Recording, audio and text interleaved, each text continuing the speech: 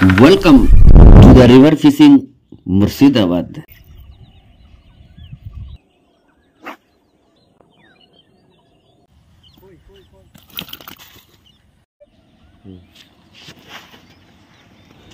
নমস্কার বন্ধুরা, river fishing Murshidabad YouTube চ্যানেলের পক্ষ থেকে সকলকে আন্তরিক শ্রদ্ধা, শুভেচ্ছা, নমস্কার এবং প্রত্যেক গুরুজনদেরকে প্রণাম। আজকে শোল মাছ ধরতে এলাম, দেখি কি হয়। তো দেখুন এই স্পটটা, দেখুন এই স্পটে শোল মাছ মোটামুটি কম বেশি আছে। এখানেই আমার আগের দিন ছিঁড়ে নিয়ে পালিয়ে গেছিলো, সেটা বড় গজাল লেগেছিলো 4-5 কেজি সাইজের। আমি যে ফ্রগটা ইন্দোনেশিয়া থেকে নিয়ে এসেছিলাম মানে অনলাইনের মারফত, আমার এক ভাই বাগনান বাড়ি শুভ, ও ওটাকে আমাকে পার্সেল করে দিয়েছিল, প্রচুর ভালোবাসা আমাকে। হ্যাঁ, তো যাই হোক আমাকে দিয়ে এনে দিয়েছিল। ওইটা আমি বিকালের দিকে মেরেছিলাম, সন্ধ্যের দিকে একদম বড় 4-5-এর উপরের গজার যে শাল মাছ বলে, ওই শাল মাছটা ধরেছিল। ধরে একদম আমার সুতো ছিল বেডের লাইন 18 mm সুতো থাকার জন্য ওটা একদম পুরো কেটে নিয়ে পালিয়ে গেছিলো। দেখুন এই ফ্রগটা আমি ব্যবহার করব, দেখুন। তবে এটাতে একটা স্পুন লাগা ছিল, কোম্পানি থেকে একটা স্পুন ছিল, পিছনে যে স্পুনটা, আমি কিন্তু আর একটা স্পুন এক্সট্রা লাগিয়ে দিয়েছি, যার জন্য আসার সময় অ্যাকসেন্টটা খুব ভালো হয় এবং ওই দুটো স্পুন ধাক্কা লেগে জলের অ্যাকসেন্টটা এবং আওয়াজটা খুব ভালো হয়, যার জন্য মাছ হিট হতে খুব মানে ভালো হয় বা চান্সটা বেশি থাকে। তো দেখুন আমি এখানে কাস্ট করব। আমার কিন্তু বন্ধুরা বেড কাস্টিং রিল নেই, এটা কিন্তু সেই পাইনিয়ারের 6000 সিরিজের মেশিন একটা। আর এটা টিকা, সম্ভবত টিকা না সিমানো কোম্পানির, মানে ডুপ্লিকেট রড, অরিজিনালও নয়, ডুপ্লিকেট রড। ওটাতে আমি কাস্টিং করছি, দেখুন কাস্টিং করছি। তো দেখতে থাকুন, দেখুন সেই এখানে ওই যে ওই পারে যেখানে আমি টোপটা ছুড়লাম, ঠিক ওই পারে লেগেছিল আগের দিন মানে শাল বা গজার মাছ লেগেছিল আগের দিন ওই পারে। তো আমি কন্টিনিউ প্রায় যাচ্ছি যে ওই জায়গাটাতে, আমি যদি মাছটা মোড়ে ভেসে ওঠে তাহলে আমি ফ্রগটা পাবো, কেন এই ফ্রগটার জন্য আমার বেশি আফসোস। মাছটার জন্য কোনো সমস্যা নেই, মাছ ও ফ্রগ থাকলে আবার আমি মাছ ধরে নেব। অবশ্য আবার ব্রেডের লাইন আমি চেঞ্জ করে দিয়েছি, 18 mm ছিল, এটা 20 mm মানে 28 mm এর ব্রেডের লাইন লাগিয়েছি। এটা আপনার ফিশাহলিকের, এটা এক দাদা পাঠিয়েছে মুম্বাই থেকে। সে দাদা ভালো শিকারি, বড় বড় কালদা মাছ ধরে।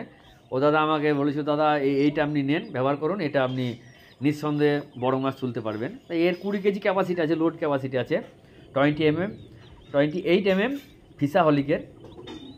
তো দেখুন, দেখতে থাকুন ভিডিও, এইভাবে আমি কন্টিনিউ কাস্ট করতে থাকবো। দেখুন মাছ হচ্ছে কিনা, ঠিক আছে। চ্যানেলটা অবশ্যই সাবস্ক্রাইব করুন, সাথে থাকবেন, পাশে থাকবেন, আর দেখতে থাকুন বেড কাস্টিংয়ের মাছ ধরা কিছু ভিডিও। তো চলুন দেখুন।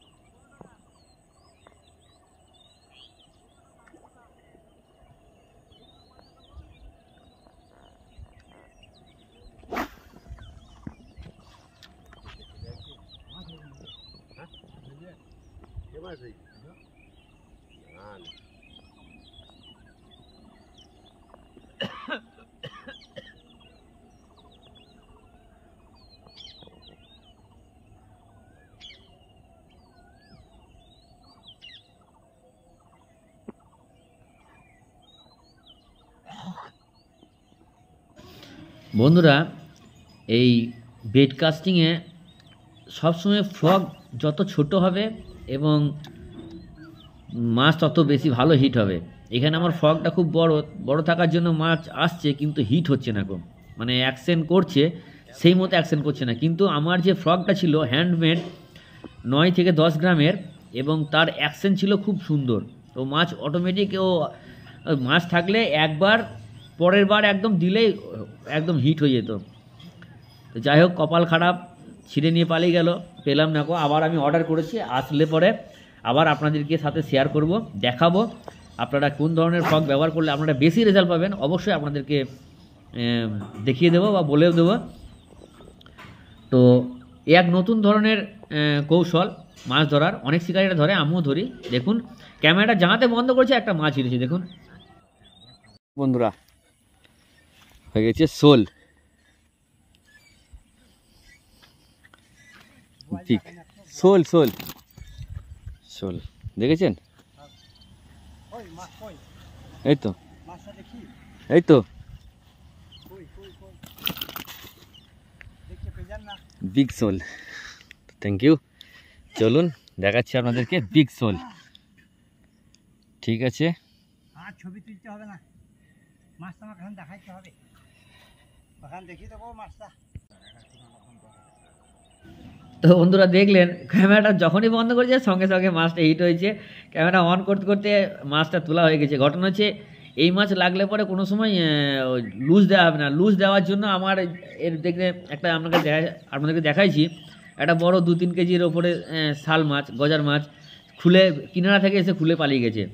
তো ক্যামেরা অন করতে করতে আমি একদম ওকে টেনে পাড়া তুলে দিয়েছি। তো যাই হোক, আমার যে ক্যামেরা করার জন্য চেস্ট যে ক্যামেরা হোল্ডার থাকে সেটাও ভেঙে গেছে। সেটা কিনলে পরে এইগুলো মিস হয় না, সঙ্গে সঙ্গে আমাদের দেখানো যায়।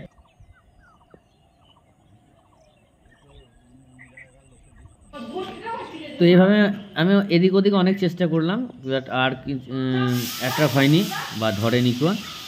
তো যাই হোক, চেষ্টা অনেকবার করলাম, হলো না কো। আবার পরে যাব, তখন আবার আপনাদের সামনে শেয়ার করব ভিডিও। সবাই সুস্থ থাকবেন, ভালো থাকবেন, আর চ্যানেলটা অবশ্যই সাবস্ক্রাইব করবেন আর দেখতে থাকুন। আমি এদিক সেদিক করে অনেকবার দিয়েছি, বাট আর রেজাল্ট হয়নি কো।